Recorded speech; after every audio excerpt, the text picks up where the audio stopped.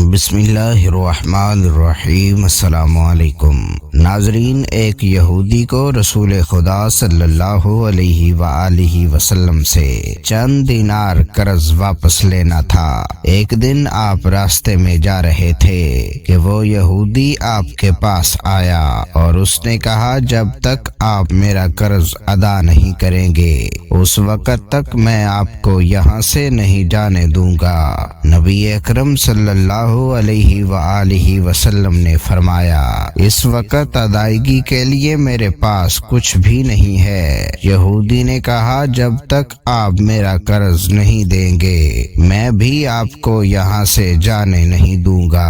آپ نے فرمایا، اگر یہ بات ہے تو میں تیرے ساتھ یہیں بیٹھ جاتا ہوں۔ یہ کہہ کر آپ اس کے ساتھ بیٹھ گئے۔ جیسے جیسے وقت گزرتا گیا آپ کے صحابہ وہاں جمع ہو گئے۔ جب انہوں نے یہودی کی یہ جسارت دیکھی تو انہوں نے اس کو سزا دینے کا ارادہ کیا۔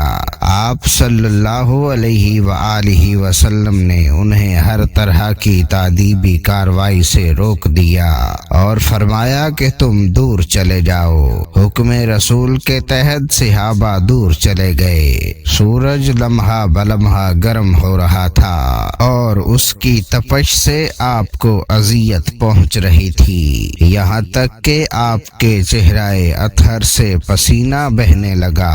اس کے باوجود آپ نے کسی طرح کے غصے کا اظہار نہ کیا اور کوئی سخت جملہ نہ کہا۔ آپ سارا دن وہیں بیٹھے رہے اور ظہر، عصر اور مغرب و عشاء کی نمازیں وہیں پڑھی۔ پھر رات چھا گئی، آپ نے رات بھی وہیں بسر کی اور فجر کی نماز بھی وہیں پڑھی۔ صحابہ یہودی کو ڈرانے دھمکانے لگے۔ آپ نے فرمایا، تم اس سے یہ کیا سلوک کر رہے ہو؟ صحابہ نے کہا، یا رسول اللہ، اس کی اتنی جرت کہ آپ کو یرغمال بنا کر اپنے پاس بٹھا لے۔ نبی اکرم صلی اللہ علیہ وآلہ وسلم نے فرمایا، اللہ نے مجھے اس کے لیے نہیں بھیجا کہ میں کسی ہم پیمان یا کسی اور پر ظلم کروں۔ جب دن چڑھا تو یہودی نے کلمہ اسلام پڑھتے ہوئے کہا، اشہد اللہ الہ الا اللہ و اشہد ان محمدن عبدہ و رسولہ۔ میں اپنی دولت کا ایک حصہ راہ خدا میں دیتا ہوں۔ میں نے آپ کو اس لیے نہیں روکا تھا کہ میں آپ کی توہین کروں۔ اس ذریعے سے میں آپ کے پیمانہ صبر کو آزمانا چاہتا تھا، کیونکہ تورات میں نے آپ کی یہ صفت پڑھی ہے، محمد بن عبداللہ مکہ میں پیدا ہوگا اور طیبہ کی طرف ہجرت کرے گا۔ وہ تندخو اور سخت مزاج اور بیہودہ گوئی کرنے والا نہ ہوگا اور کوئی جھوٹی بات زبان سے نہیں کہے گا۔ اس طرح سے میں نے آپ کو یہاں رکھ کر اس بات کی تصدیق کی ہے کہ تورات نے بالکل سچ کہا تھا۔ رسول اکرم صلی اللہ علیہ وآلہ وسلم رسالت پر مبعوث ہونے کے 3 سال بعد تک خفیہ طور پر دعوت اسلام دیتے رہے۔ اس کے بعد اللہ تعالی نے آپ کو حکم دیا کہ آپ کھل کر اللہ کا پیغام پہنچائیں اور لوگوں کو خدا کی طرف دعوت دیں۔ ایام حج شروع ہوئے تو پورے جزیرۃ العرب سے لوگ مکہ کی طرف آنا شروع ہوئے۔ نبی اکرم صلی اللہ علیہ وآلہ وسلم کوہ صفا پر چڑھے اور آپ نے بلند آواز سے فرمایا، لوگوں میں اللہ کا رسول ہوں، تم اللہ رب العالمین پر ایمان لے آؤ۔ لوگ آپ کی طرف متوجہ ہوئے اور انہوں نے تعجب سے یہ اعلان سنا اور سب کی خواہش تھی کہ وہ اعلان کرنے والے کو دیکھیں۔ پھر آپ صفا سے اتر کر مروہ پر آئے اور وہاں پر بھی آپ نے 3 بار یہی اعلان کیا۔ جب ابو جہل نے نبی اکرم صلی اللہ علیہ وآلہ وسلم کا یہ اعلان سنا تو اسے سخت غصہ آیا۔ اس نے زمین سے ایک پتھر اٹھا کر آپ کی پیشانی پر مارا، جس سے آپ کی پیشانی زخمی ہو گئی، خون بہنے لگا اور آپ کا پورا چہرہ لہو لہان ہو گیا۔ اس کے بعد تمام مشرکین آپ کو پتھر مارنے لگے۔ نبی اکرم صلی اللہ علیہ وآلہ وسلم مجبور ہو کر کوہ ابو قبیس پر چڑھ گئے اور ایک چٹان کے پیچھے جا کر چھپ گئے۔ مشرکین نے بھی آپ کا تعقب کیا لیکن آپ انہیں کہیں دکھائی نہ دیے۔ ناکام و نامزار ہو کر انہیں واپس آنا پڑا۔ اسی اثناء میں ایک شخص نے حضرت علی علیہ السلام کو اس واقعہ کی اطلاع دی اور کہا کہ میرا خیال ہے کہ محمد صلی اللہ علیہ وآلہ وسلم مارے جا چکے ہیں، نعوذ باللہ۔ یہ سن کر حضرت علی علیہ السلام کو شدید دکھ ہوا اور آپ ام المؤمنین حضرت خدیجہ الکبریٰ سلام اللہ علیہا کے پاس آئے اور ان سے کہا، میں نے سنا ہے کہ مشرکین نے رسول خدا صلی اللہ علیہ وآلہ وسلم پر سنگ باری کی ہے اور بعض لوگوں کا یہ گمان ہے کہ نبی اکرم شہید ہو گئے ہیں۔ آپ روٹی پانی اٹھائیں اور میرے ساتھ انہیں تلاش کرنے کے لیے چلیں، ممکن ہے ہمیں ان کا کہیں نشان مل جائے۔ آپ وادی پر نظر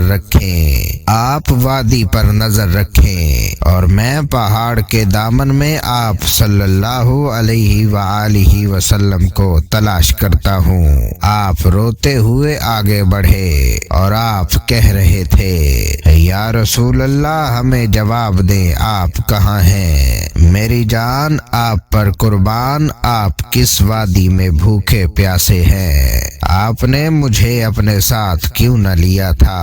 حضرت خدیجہ رو رو کر فرما رہی تھیں، کوئی ہے جو نبی مصطفیٰ کی مجھے خبر دے، یا کسی نے انہیں دیکھا ہے جو مجھے ان کے متعلق بتلائے۔ اس وقت جبریل امین علیہ السلام رسول خدا صلی اللہ علیہ وآلہ وسلم کے پاس نازل ہوئے۔ ان کے پیچھے ملائکہ کی بہت سی صفیں تھیں۔ انہوں نے نبی اکرم صلی اللہ علیہ وآلہ وسلم سے کہا، خداوند جبار نے ہمیں آپ کے فرمان کی تعمیر کے لیے بھیجا ہے، اگر آپ چاہیں تو ہم اس قوم کو تباہ کر دیں گے اور ان کا دنیا میں کہیں نام و نشان تک دکھائی نہ دے گا۔ رحمت للعالمین نے فرمایا، میں نبی رحمت بنا کر بھیجا گیا ہوں، میں عذاب و انتقام کا حامی نہیں ہوں۔ پروردگار میری قوم کو معاف کر دے، وہ مجھے جانتے نہیں ہیں۔ جبریل امین علیہ السلام نے حضور صلی اللہ علیہ وآلہ وسلم سے کہا، خدیجہ کے رونے نے آسمان کے فرشتوں کو رلا دیا ہے، آپ انہیں جواب دیں، خدا کی طرف سے اور ہماری طرف سے انہیں سلام پہنچائیں اور انہیں جنت کی بشارت دیں۔ نبی اکرم صلی اللہ علیہ وآلہ وسلم نے خدیجہ و علی کو صدا دی اور انہیں اپنے پاس بلایا۔ دونوں شخصیات آپ کی خدمت میں حاضر ہوئیں۔ انہوں نے آپ کی پیشانی پر پٹی باندھی اور گھر لے آئے۔ جب مشرکین کو معلوم ہوا کہ نبی اکرم صلی اللہ علیہ وآلہ وسلم اپنے گھر آ چکے ہیں تو انہوں نے گھر کا محاصرہ کر لیا اور سنگ باری شروع کر دی۔ حضرت علی علیہ السلام اور حضرت خدیجہ سلام اللہ علیہا آپ کا دفاع کرنے لگے۔ جب سنگ باری میں معمولی وقفہ ہوا تو حضرت خدیجہ گھر سے نکلیں اور انہوں نے چیخ کر کہا، فرزندان قریش، کیا تم سے حیا رخصت ہو گئی ہے؟ تم اپنے قبیلے کے معزز اور محترم خاتون کے گھر پر سنگباری کرنے لگے ہو۔ اگر تمہیں خدا کا خوف نہیں ہے تو دوسرے لوگوں کو اپنے اوپر ہنسنے کا موقع نہ دو اور اپنے لیے ہمیشہ کی ذلت و بدنامی تو نہ خریدو۔ جب مشرکین نے حضرت خدیجہ سلام اللہ علیہا کی یہ گفتگو سنی تو ندامت کے مارے ان کے سر جھک گئے اور وہ شرمندہ ہو کر اپنے گھروں کو چلے گئے۔ نبی اکرم صلی اللہ علیہ وآلہ وسلم نے دعوت اسلام کا آغاز